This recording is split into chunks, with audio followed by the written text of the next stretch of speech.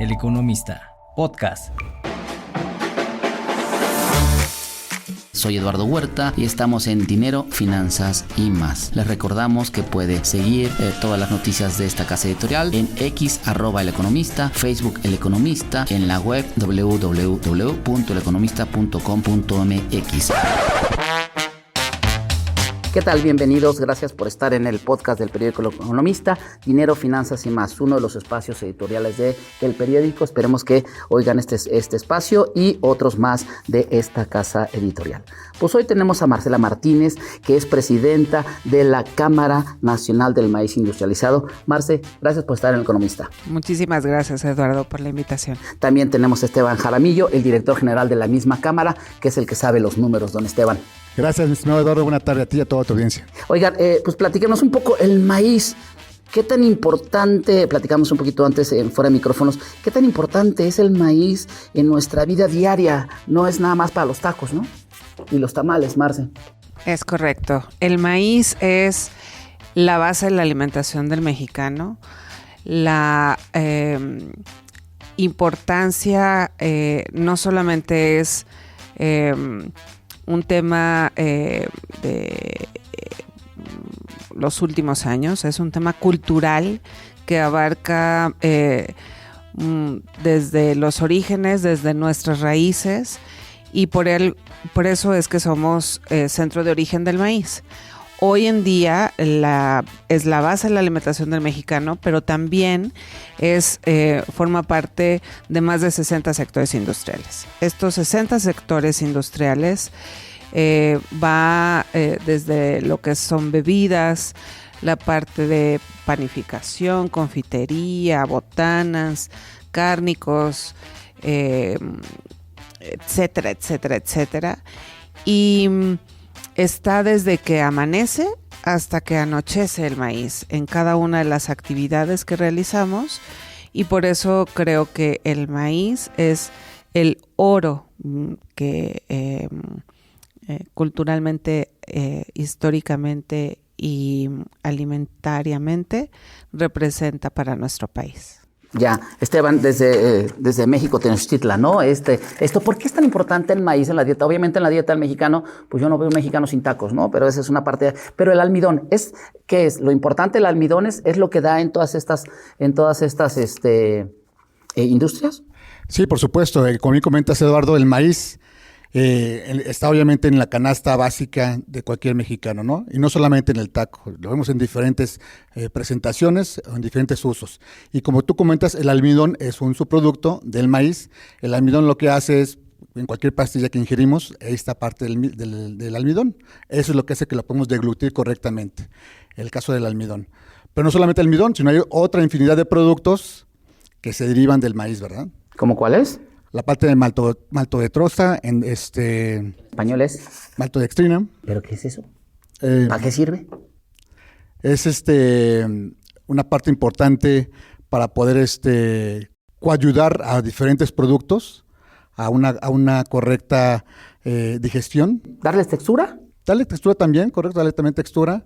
Y al final, como comentaba Marce, a esos 60 sectores, pues va desde la crema de afeitar, la pasta de dientes, el maquillaje, en una carcasa de una computadora. Entonces, infinidad de productos que tiene el uso del maíz. Bueno, en Estados Unidos tú sabes que producen gasolina, que es el etanol.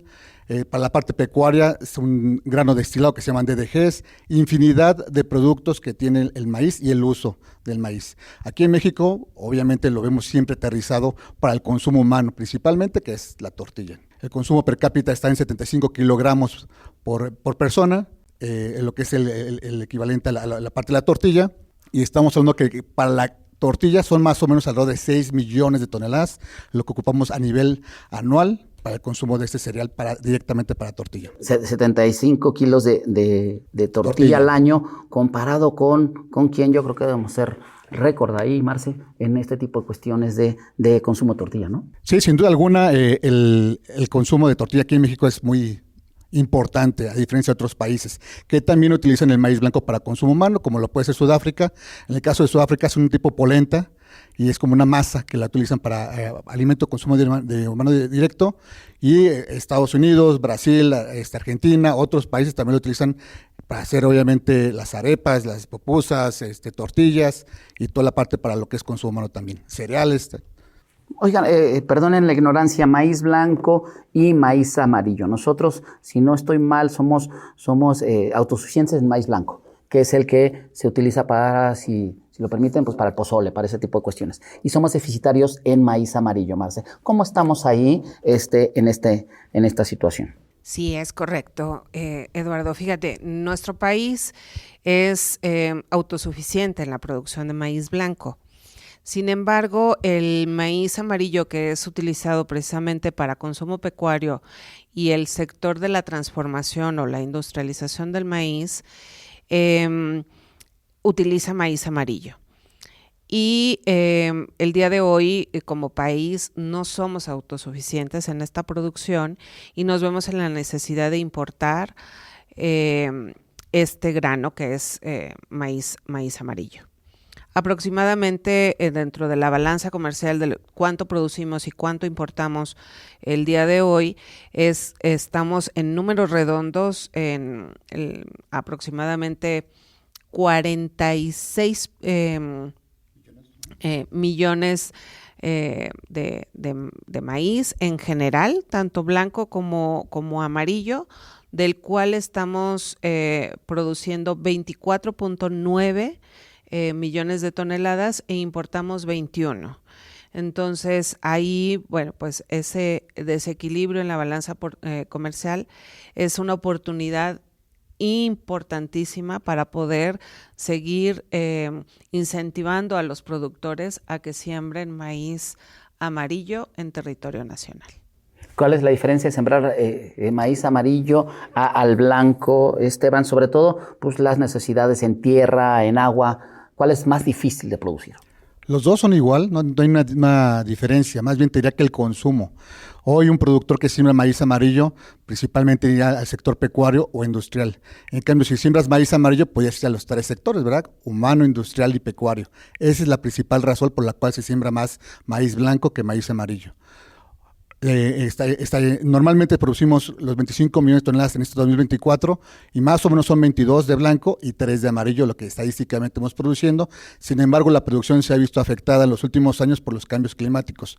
Hoy Sinaloa, que es el principal estado productor del país, el año pasado sacó 6.4 millones de toneladas y otra está sacando 3.5, 3.7. O sea, la mitad de las toneladas la que mitad está de las produciendo. toneladas, correcto.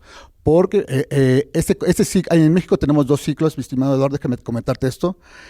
Ciclo de primavera-verano, que es del agua del temporal, y ciclo otoño-invierno, que es de riego.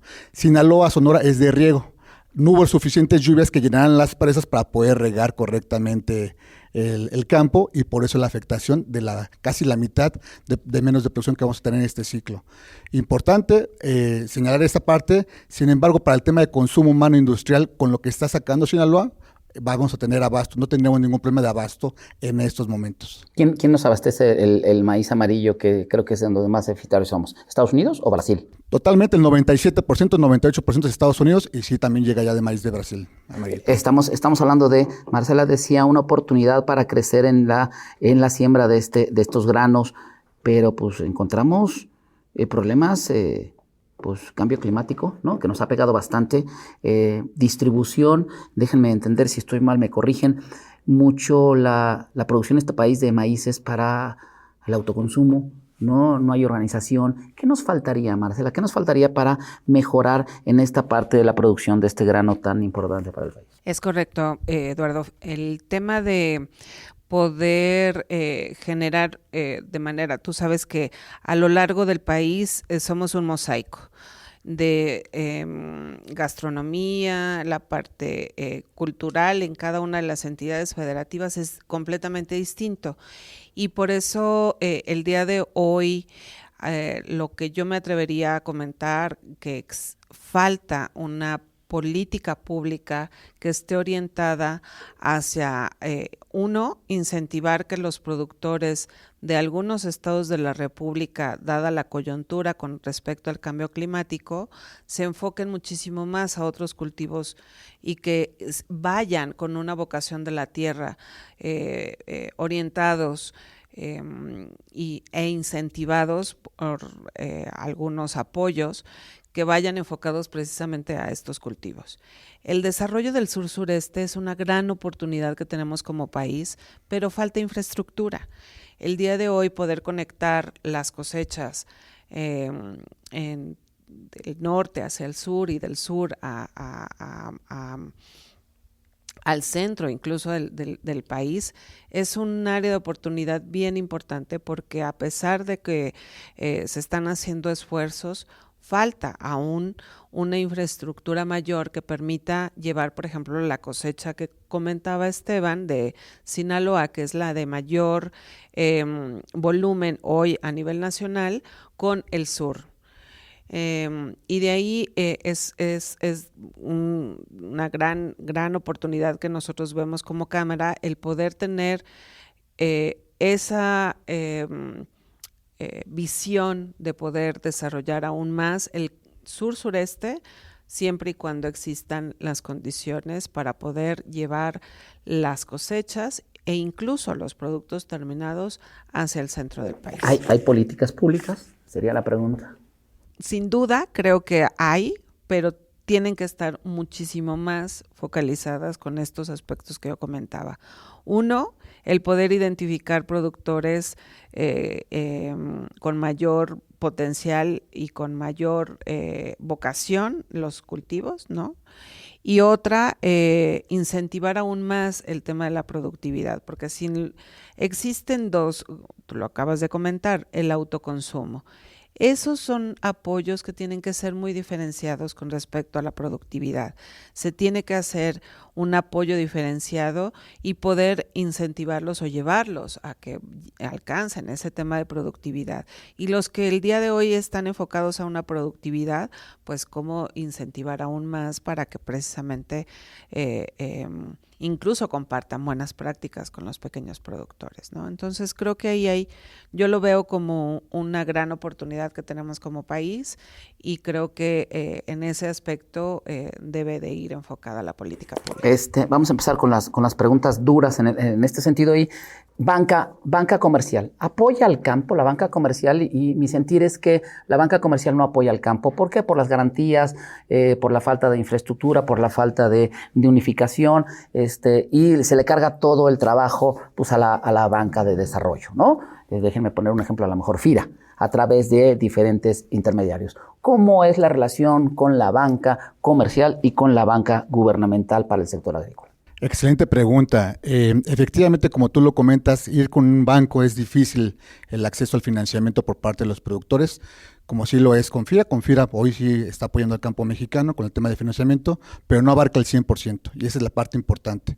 También hay que recordar que se desapareció la financiera, que también era una parte importante, y hoy en pláticas con ambos equipos de transición de las principales candidatas, nos han dicho que va a regresar el tema del financiamiento del campo, que es necesario para poder mejorar la calidad de vida del productor y tenga un mejor ingreso y por ende tengamos una mejor producción.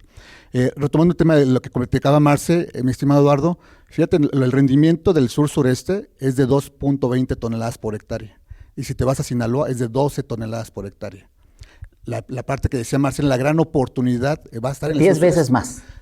10 veces más o 10 toneladas más, si lo queremos ver así. El 80% de déficit en el sur-sureste. Imagínate, en el sur-sureste tenemos agua, ¿estás de acuerdo?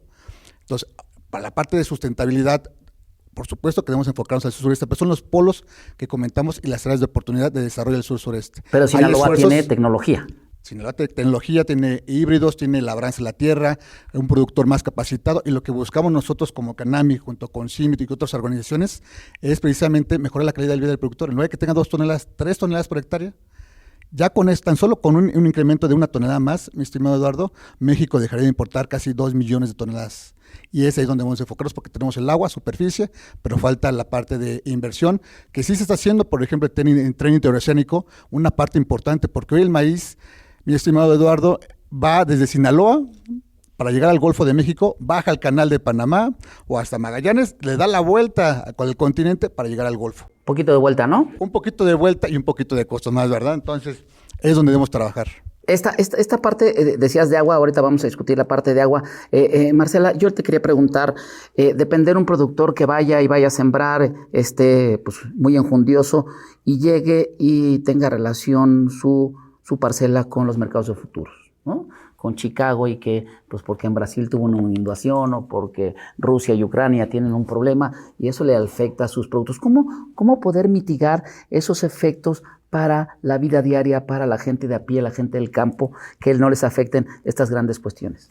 Ahí hemos estado trabajando en muchas alianzas, en poder generar alianzas estratégicas como Cámara. Lo que buscamos es generar algunos aspectos o proyectos. Del sur-sureste es uno, en donde, por ejemplo, con el CIMMYT hemos estado trabajando en poder capacitar a productores. Y esto lo hacemos en un aspecto, bueno, pues a lo largo de los últimos años. Yo te puedo hablar de proyectos donde el CIMMYT y las empresas están ya trabajando de manera directa en el campo con productores, haciendo una diferenciación: cuántas son mujeres, cuántos son se ven beneficiados con con estos proyectos de agricultura regenerativa, de poder tener esta capacitación, como tú comentas, de poder identificar cómo se cotiza, cuál es la afectación que tiene un conflicto bélico en Ucrania con respecto a su cosecha. Y es una constante, porque finalmente los productores, tú sabes que hay varias generaciones que trabajan en el campo, y lo que estamos viendo es que cada vez es más difícil que las nuevas generaciones se involucren en los temas del campo. Y es por eso que hay una escasez de recursos en general, ¿no? Y mano de obra, ¿no? Exactamente, escasez de agua, escasez de mano de obra, escasez en general de muchos otros aspectos, y ahí es donde se vuelve pues difícil el poder llegar a estos recursos. Pero el CIMMYT para nosotros ha sido una parte muy importante, porque ellos tienen esa capacidad de poder estar en contacto de manera directa con los productores en cada una de las parcelas. Más de 40,000 parcelas están monitoreadas y están siendo atendidas de manera constante, y ahí es donde hacemos esa sinergia. Que eso es lo que ustedes pueden mover en la Cámara con los productores, pero lo que no pueden mover es el precio. Imagino un precio, no sé, a lo mejor un precio de la tonelada de maíz que esté en $700, y resulta que por cuestiones de mercado externo, pues ya está en 400 o 300, ¿no? Al productor dice, pues, ¿yo qué? Yo hice todo lo que me dijeron los expertos. Contratos por cobertura, Esteban, es lo que podría ayudarnos, o sea, afianzarle al productor un precio y garantizarle un precio, pero eso también tiene un costo. ¿Cómo podemos, desde el punto de vista financiero, ayudar al productor mexicano? Sí, claro, por supuesto. Para poder determinar un precio de compra en la parte pública, es el tipo de cambio, que también hoy tenemos un tipo de cambio apreciado, ¿no? O sea, si lo compramos con el año pasado, estábamos arriba en los 18, ahora estamos abajo de los 17, ¿no? El futuro de maíz, que también es público. Perdón, antes que dices el tipo de cambio para el productor, y para que lo entendamos muy bien, significa que le van a pagar menos pesos por sus dólares si lo vende al exterior. Y eso lo va a hacer menos productivo, sin que haya movido un dedo. Así es. ¿No? Es un mercado abierto. Maldito peso. Exacto. Es un mercado abierto, y igual cuando pasó el conflicto bélico entre Rusia y Ucrania, que los futuros de los commodities agrícolas se fueron por las nubes, pues igual se pagó un sobreprecio, porque es un mercado abierto. Hoy está en los futuros abajo porque hay gran oferta de granos en el mundo, principalmente de maíz y soya. Ahorita tiene una afectación el trigo. Pero el tema de las coberturas, si hubiéramos tenido una política pública, un contrato, que en años pasados se llamaba agricultura por contrato, en el cual el productor tiene una cobertura y también el comprador tiene una cobertura, Al comprador le da la certeza de abastecimiento y al productor le da certeza de un precio mínimo y beneficiarse de las alzas si es que las hubiera. Esto se dejó de hacer y es en la parte que debemos de seguir trabajando para esos conflictos, sea para arriba o para abajo, estén protegidos tanto el productor como el comprador. Pero los contratos por cobertura los apoyaba el gobierno federal y los dejó de poner. Sí, financiaba una parte de la cobertura del productor, pero esa es la parte que tenemos que también trabajar con los productores. Es decir, oye, O sea, que el productor también pague parte de su cobertura. Sí, claro. La cobertura es un seguro, ¿no? Tú me dices que yo está en Así es. $700 la tonelada y si baja el precio o lo que sea, pues a mí me pagas mis $700. Exacto, le da certeza a la comercialización y es lo que tenemos que estar trabajando en esa política pública de regresar esos contratos entre el comprador y el productor para darle certeza en lo que bien comentas tú, el precio. Marcela, los economistas, los que saben de economía, hablan mucho de que el sector primario pues, es para países en desarrollo, países pobres, ¿no? Los grandes países, los países industrializados, pues hacen viajes al espacio, autos eléctricos, hacen teléfonos para sordomudos, ¿no? Nosotros, ¿cómo ves el sector agropecuario? Tú lo habías dicho, el sector agropecuario, la gente está migrando, está aportando cada vez menos al PIB. ¿Cómo podemos un país como México, con aras de ser desarrollado, seguir teniendo un campo productivo? O finalmente los teorías económicos dirían, pues dejen de producir eso, vamos a más tecnología, seamos más exportadores de otros productos terminados y pues traemos el maíz de otros lados, ¿no? Yo creo que México tiene un gran potencial. Hablábamos de que somos un gran mosaico y tenemos esa diversidad de poder seguir trabajando porque el campo en México es sumamente productivo. Lo que pasa es que creo que tiene que ser de una forma muy estructurada y podemos, digamos que depender menos del exterior, porque finalmente el poder tener una soberanía y una seguridad alimentaria en el territorio nacional, estamos muy lejos. Y entonces creo que debemos de enfocar mucho el esfuerzo en que el campo siga creciendo, tecnificándose y generando mayor nivel de vida de los productores. Eso es, sin lugar a dudas, creo que es algo en lo que debemos enfocarnos, porque tenemos esa capacidad, obviamente sin dejar de lado de todo el tema tecnológico, porque no está peleado, al contrario, creo que podemos convertirnos en una gran potencia siempre y cuando logremos ese equilibrio entre poder introducir el tema de tecnificación, el tema de agua es una realidad, ¿no?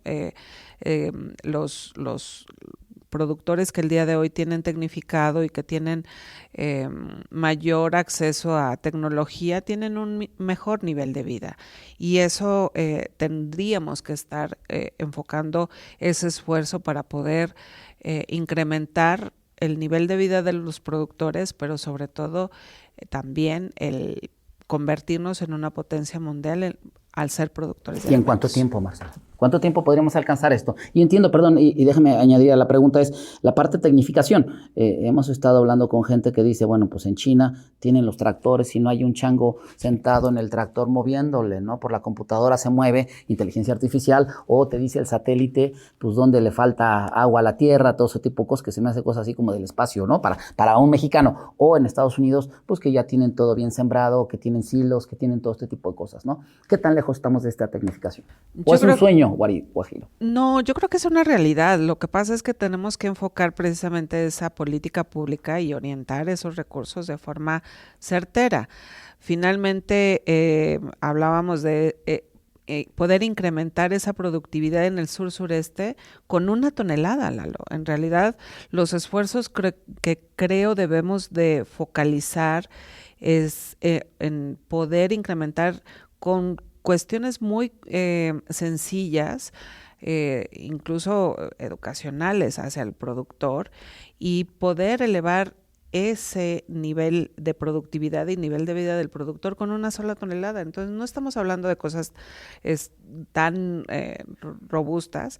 Obviamente si estamos hablando de una planificación de 5, de 10, de 15, 20, 30, los próximos 30 años, estamos hablando ya de una planificación mucho más robusta, pero creo que sí hay esa capacidad y sí podemos hacerlo en el corto tiempo.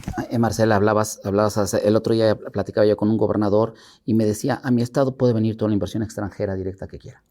Menos para el agro y menos para ganadería. Oye, ¿por qué? No tengo agua. Poco lo acabas de mencionar. O sea, ya hay estados que dicen, no me vengas a plantar. El agua es un gran problema. ¿Qué tan grande es el problema del agua para el productor agrícola mexicano, Esteban? Pues lo es todo, ¿no? Realmente el 70% del consumo del agua va para el sector agrícola. Entonces, si no hay agua, pues no tendríamos prácticamente un campo para alimentarnos, ¿no? Es de suma importancia y por eso también lo que estamos señalando que eventualmente pues va a continuar esas sequías que estamos viendo, este calor que tenemos en Ciudad de México que no lo hemos vivido en nuestra historia y todo lo que pasó con el tema de Sinaloa que comentábamos. Ya estamos en el cambio climático y no estamos haciendo realmente nada. Necesitamos enfocarnos realmente donde tengamos esas oportunidades de ocupar el agua eficientemente, que es en el caso para el tema del campo, la del riego, la del temporal.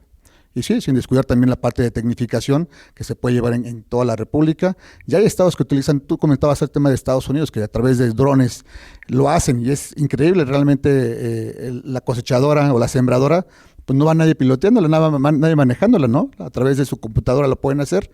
Perdón, cuando dices a través de drones, son estos drones que ponen la semilla ahí y las van sembrando, ¿no? O sea, no necesitas una persona y ese tipo de cosas, las van depositando, ¿no? Sí, las sembradoras van prácticamente el tractor, haz de cuenta que se va abriendo como si fuera un transforme y hace más o menos entre 48 y 70 hileras. Va sembrando, es el mismo tractor.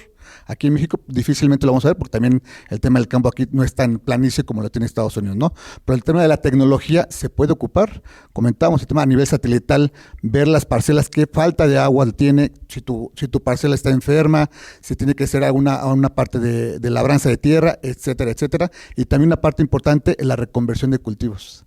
Hay estados que son excedentarios en algún cultivo, pues no, ese tendría que ser otro tipo de cultivo que requiera menos agua y que también el campo, darle rotación al campo, va a ayudar al tema de... Les voy a poner un ejemplo, casi para terminar, un ejemplo que no es muy bueno en este momento es Israel, ¿no? Por el conflicto bélico en el que está metido, pero Israel tenía, por ejemplo, sistema de riego por goteo en el desierto, ¿no?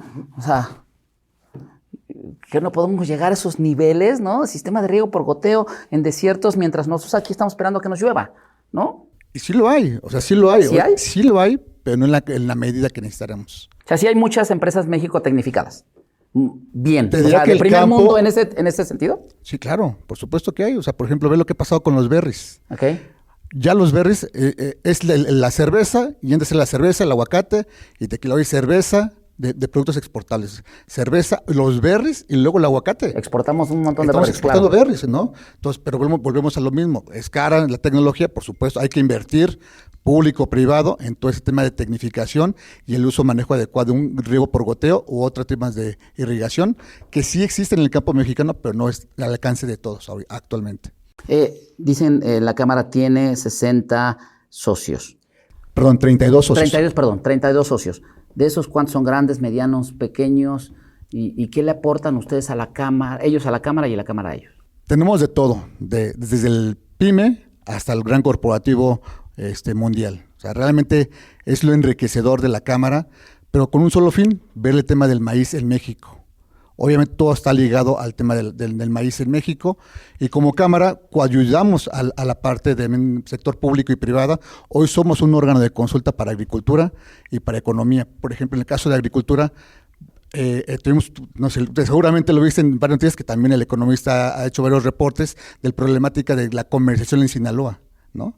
Hoy fue Canami a resolver ese tema junto con el gobierno estatal y federal de poder sacar un programa y ya se está comercializando en ese proyecto. Eso es lo que debemos de enfocarnos, Eduardo, en mejorar la calidad de vida del productor y las empresas, aseguramiento de su abasto. Marcela Martínez, presidenta de la Cámara Nacional del Maíz Industrializado, en estos tiempos electorales en los que estamos, ¿cuáles son tus promesas? ¿Qué le vas a dar al sector? ¿Qué prometiste y qué has cumplido? No, yo no estoy en campaña, Lalo, pero bueno, como Cámara Nacional del Maíz Industrializado hemos estado en contacto con los candidatos a la presidencia de la República porque estamos convencidos de que como organismo tenemos que trabajar de forma conjunta en la construcción de las políticas públicas, no porque tengamos nosotros la posibilidad de mover, ¿no? la política pública, sino sí construyendo de manera conjunta. Y eso es algo en donde el organismo está muy enfocado en poder fungir como este órgano de consulta que marca la ley, y nosotros, al ser una cámara, consideramos que tenemos todos los elementos, toda la expertise y sobre todo toda la apertura para poder sumar y multiplicar los esfuerzos que se hagan. Bien. Marcela Martínez, presidenta de la Cámara Nacional del Maíz Industrializado. Esteban Jaramillo, director general de la Cámara. Les agradecemos mucho el haber estado en este espacio del periódico El Economista. Gracias y hasta la próxima. A ustedes, muchas gracias por su fina atención.